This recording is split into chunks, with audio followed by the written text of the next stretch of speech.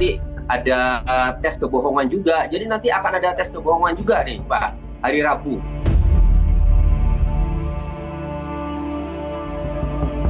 Kalau sekiranya mereka mengatakan tidak, saya tidak di situ, semua menyatakan begitu, berarti itu peralihan sesat gitu.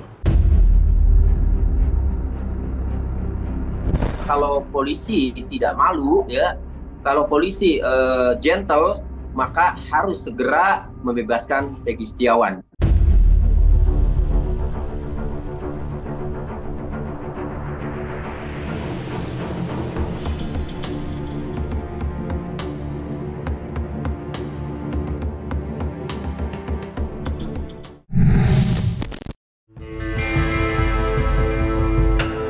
Kasus tewasnya sepasang kekasih Vina dan Eki belakangan ini tidak pernah sepi dari pemberitaan.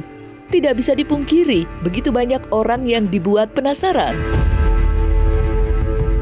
Bahkan Presiden Jokowi sampai memberikan arahan agar kasus tewasnya Vina tidak boleh ditutup-tutupi. Titah Jokowi seperti sebuah bukti ada banyak kejanggalan dalam kasus tewasnya Vina dan Eki. Ditangkapnya Peggy Setiawan yang diduga pelaku utama dalam kasus tewasnya Vina tidak serta-merta membuat masyarakat percaya begitu saja.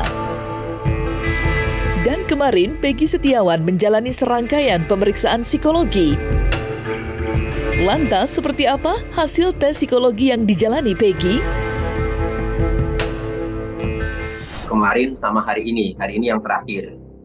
Nah, pemeriksaan psikologi ini memang kami tim penasihat hukum Peggy Setiawan awalnya menolak ya, artinya karena apa sih urgensinya kan, dikhawatirkan penyidik mencari-cari kesalahan ya terhadap klien kami dengan cara memeriksa psikologis. Tetapi kemudian setelah diskusi dengan penyidik, dengan psikolog ya kemarin, nah penyidik menyampaikan bahwa perlu dilakukan pemeriksaan psikologi terhadap Peggy Setiawan lebih kepada tujuannya supaya penyidik lebih hati-hati ya, tidak asal menduga bahwa Peggy Setiawan ini sebagai pelaku.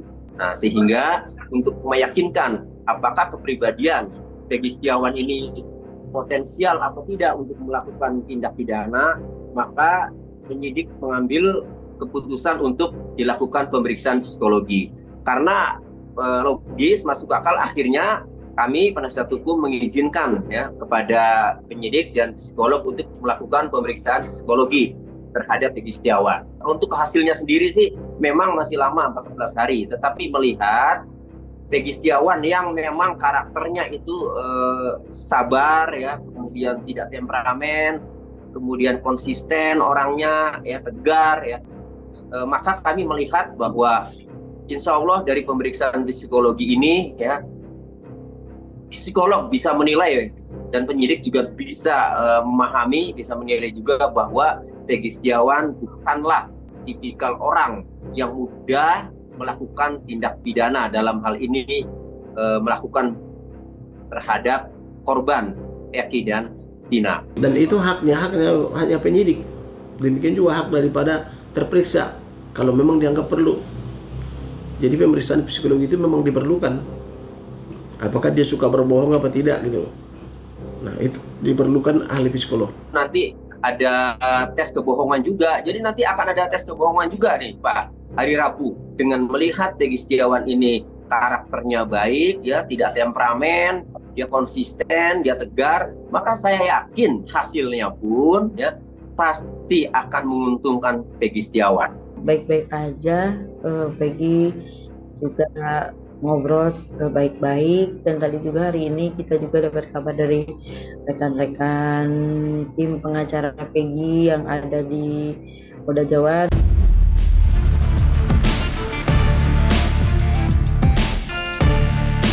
Siapa pelaku utama yang menewaskan Vina dan kekasihnya Eki sampai kini masih menjadi misteri. 8 tahun lamanya, dalang dibalik tewasnya Vina belum juga terungkap.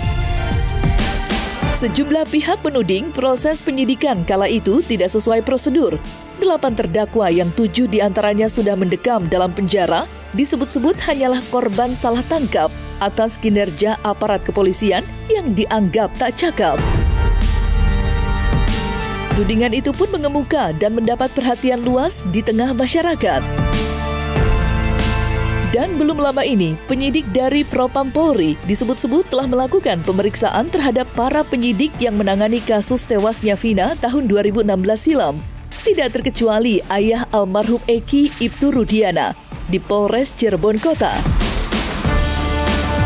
Alhasil, nama Ibtu Rudiana ramai menjadi sorotan. Terlebih selama kasus Vina viral, Ibtu Rudiana enggan banyak berkomentar.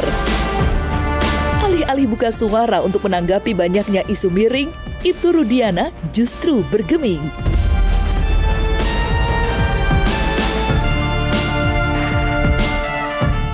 Sebagai orang tua tentu merasa tersinggung ya.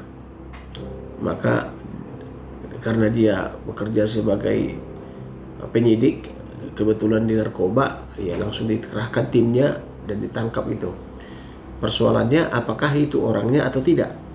Itu telah terbukti di kepolisian, kejaksaan, dan pengadilan. Karena anaknya yang meninggal, maka orang tuanya langsung bergerak. Ibtu Rudiana tentu didatangi oleh tim daripada Paminal atau Propam lah ya. Nah tentu demikian juga dari psikolog dan sebagainya. Tentu dia harus memberikan keterangan yang benar. Nah sebagai orang tua tentu dia merasa terpukul. Dan sebagai orang tua sudah pas itu sikap Ibtu Rudiana. Menimbulkan polemik atau persepsi masyarakat yang mencurigai bahwa dulu kasus 2016 itu tidak ditangani secara baik. Iya. Kayaknya direkayasa lah. Kan korban itu harusnya berteriak ya, kayak keluarga almarhum Vina itu kan berteriak untuk menyuarakan supaya pelakunya cepat ketangkap, kemudian bisa mengklarifikasi. Ini harusnya. Nah, saya juga curiga ya, kok Pak Rudiana selaku ayah korban di mana kehilangan anaknya ya, kemudian ada DPO yang belum tertangkap, tetapi sepertinya enggan muncul ke publik, enggan mau bersuara, berteriak. Ya. Saya akhirnya curiga. Kecurigaan saya itu, saya khawatir ya proses hukum yang pertama kali di mana Pak Rudiana itu mendapatkan informasi dari AF, kemudian menemukan pelaku-pelaku, kemudian diamankan dan diproses hukum sampai pada divonis seumur hidup dan 8 tahun penjara. Itu saya khawatir ya itu asal tangkap saja. Ketika anggotanya bergerak kan ditanyain, kamu dari mana, 3 hari lalu di mana, karena jaraknya kan 3 hari kalau salah ya. Nah kemudian dilimpah ke Polda Jawa Barat, tentu kan ditanyain. Ada persidangan anak lebih dulu.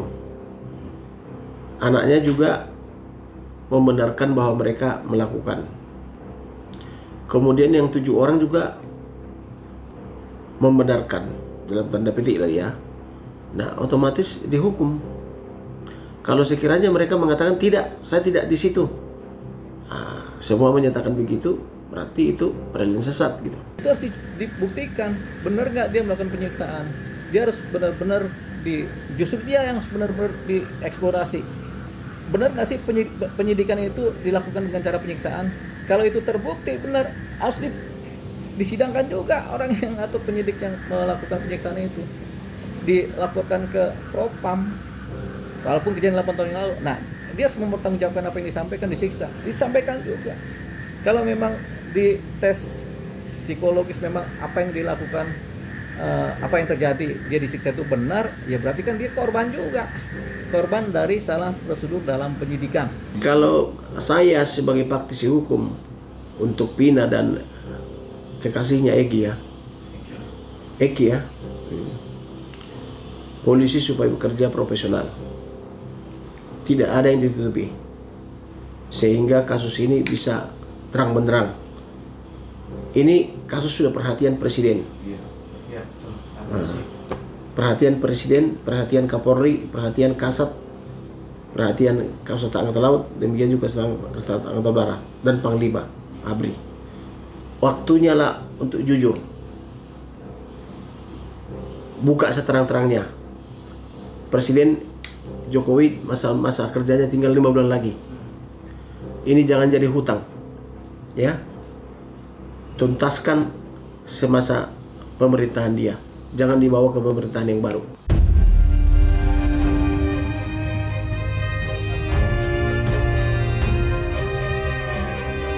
Sementara kesaksian Suroto, orang yang mengaku memberikan pertolongan pertama kepada Vina dan Eki di pinggir jalan, membuat banyak orang tercengang. Fakta baru pun terungkap jika Vina dan Eki tidak tewas di atas jembatan layang, melainkan tergeletak di pinggir jalan dengan kondisi yang memprihatinkan. Kesaksian Suroto jelas berbeda dengan keterangan yang beredar di media selama ini. Lantas, seperti apa pendapat Suroto tentang peliknya kasus tewasnya Vina dan Eki?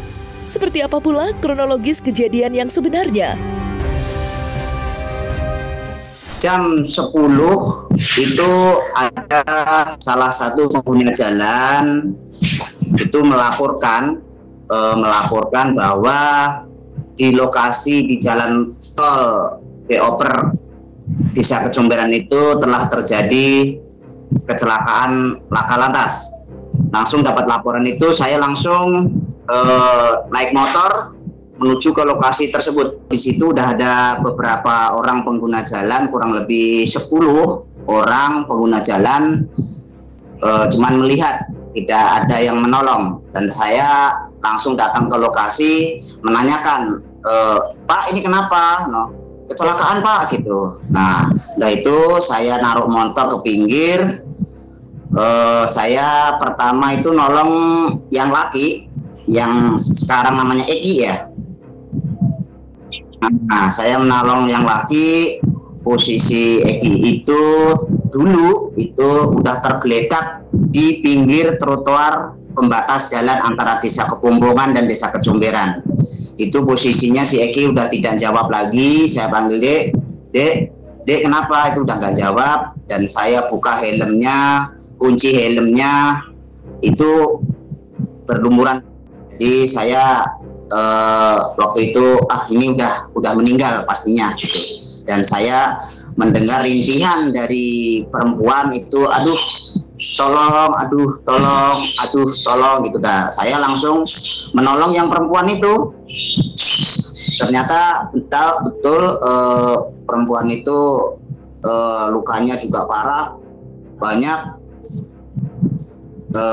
Itu posisi itu tuh posisi lagi hujan Ibu, jadi itu mengalir ngikutin air ke bawah Ibu. Yang perempuan mengeluarkan hidung, kalau nggak salah itu tangan dan kaki, karena udah berkelumuran mukanya, jadi kita kurang begitu jelas, karena saya sendiri waktu nolong itu juga gemetaran. Ini mana yang akan saya bawa dulu, nungguin mobil juga belum datang waktu itu Ibu.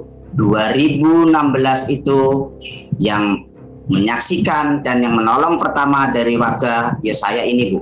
Dan saya dipanggil ke Polresta Kota 2 kali untuk dimintain keterangan berkaitan dengan penolong korban. Pertama kali dipanggil ke pengadilan 2 kali, rekonstruksi yang di atas jembatan tidak sesuai sama yang saya tolong yang dulu ya ta, sama yang sekarang yang buat film, yang buat apa itu salah, itu tidak benar. Jauh sekali sama lokasi yang saya benar-benar katakan dari tahun 2016.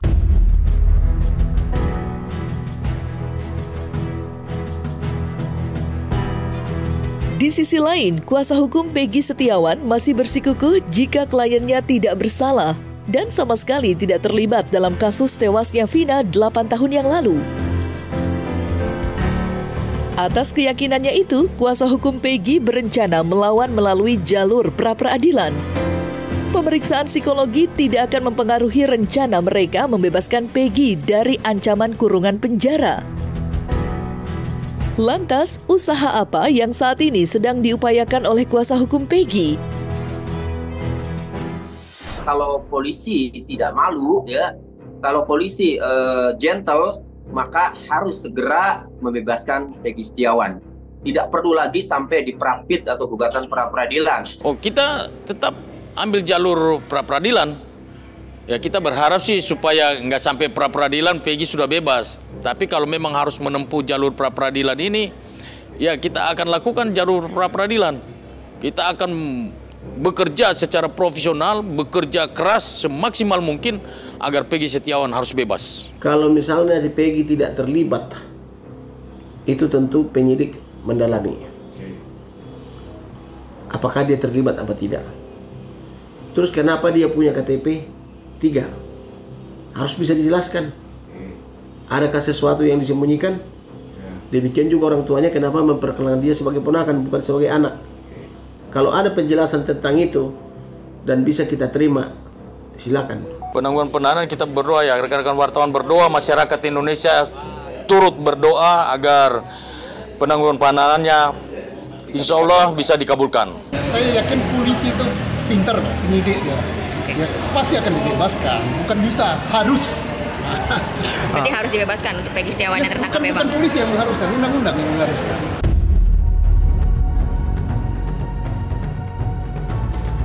Nah, selesai sudah Cumi Lovers, saksikan terus Cumi Camp In-Depth, kabar lengkap, mendalam, dan akurat dari narasumber terpercaya. Dan jangan lupa untuk like, subscribe, dan juga share channel YouTube Cumi Cumi.